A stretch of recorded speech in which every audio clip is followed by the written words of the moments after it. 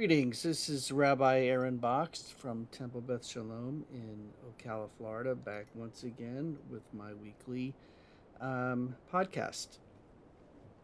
There's been a lot of news coming out of Israel and the Middle East, obviously since October 7th, but especially in the last couple of weeks with what's going on in the north, with Hezbollah, with what continues to go on in the Gaza Strip, with Hamas and the Palestinians there. And I'm often asked by people, um, should I go to Israel? Is it safe? I don't want to go to a war country, a war torn country, a war zone, and so on and so forth. And look, here's what I have to say about Israel. Israel is a country that is, I wouldn't say it's used to war because nobody would ever really be used to war, but it's been fighting wars ever since it began. And really, it's been fighting wars going back to the beginning of Israel thousands of years ago. But more importantly, I'm talking about right now. Um, if you talk to an Israeli who is of military age or who has recently served in the military, you'll often hear similar sort of ideas coming from them that Israel needs to protect itself and its citizens, which obviously every country would want to protect their citizens.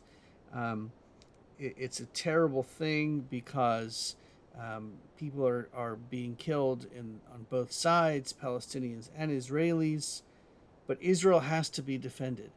It has to show strength. That's really what it's all about. And what I want to say is I agree 100%. I think Israel has a right to defend herself against all kinds of enemies of all kinds. But more importantly, I want to say that for the people who are older in Israel or who are not yet of military age, it's important to also support Israel for them, not just for the military age people. It's not just about supporting the military. Yes, the military needs our support, but it's also supporting people on the street, people who are not in the military, either who have who are not old enough to have been in the military or who have aged out of their service.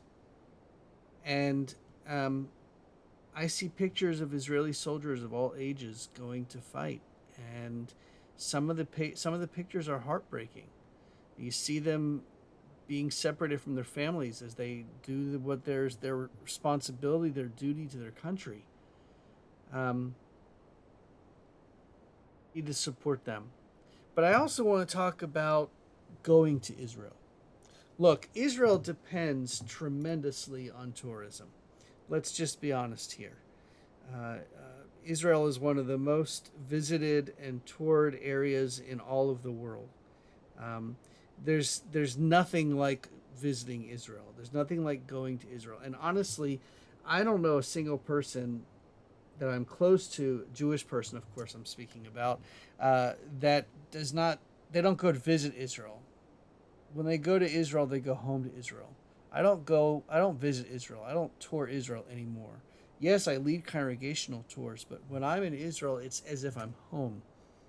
I feel comfortable there and safe there in ways that I don't feel comfortable or safe anywhere else. Israel is the homeland for my people. And when I'm there and I hear the Hebrew and I see the Hebrew signs and I feel the Jewishness all around me. It permeates everything there. And even when I'm in areas where there are fewer Jews, when there are maybe more Christians or there are more Muslims, it's a different feeling than being anywhere else in the world. And I've traveled to a lot of places, but going to Israel is different. Israel needs us. Israel needs our being there with them. Um, I was supposed to lead a congregational trip from this congregation in the last year, and obviously with what's going on right now, um, there are very few congregations that I know of that are taking these kinds of all intensive uh, touring type of trips. Most of the trips that are going now are solidarity trips, going on the ground, meeting with Israelis, hearing their stories, visiting the places that were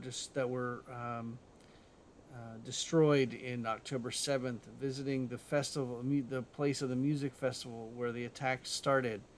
Um, Being with Israelis in their places of business, in their homes, and supporting them and hearing them and validating their stories. That's most important. Israeli Jews, non-Israeli Jews, Jews of all kinds need to support each other.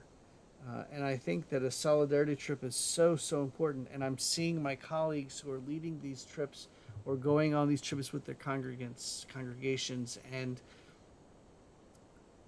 jealous. I want to be on the ground in Israel. I want to be supportive. I want to show their support. And I really do hope that we get to participate in a trip like that here in Ocala, because it's so important for people to go to Israel, to see Israel, but also to to to validate the stories, to support the people that are there on the ground. I cannot stress that enough. Um, it's possible to have a challenged relationship with Israel. It's possible to be challenged by the way the certain aspects of the government or certain people in Israel are acting. But that doesn't mean that we can't support Israel at the same time. You know, my heart is in the East. My heart is in Israel. My heart is with the people who are suffering still. Um, and I hope that we do have not just an end to this war, but an end to all wars in Israel, that there's a place for peace to exist in that land for all the people, not just for Israelis. Um, and that's it for this week. I hope you have a wonderful Shabbat if you celebrate Shabbat. And I'll be back again next week with my podcast, probably thoughts and reflections from the Institute for Southern Jewish Life conference, which I'm going to this weekend. Thanks for listening. Shabbat Shalom.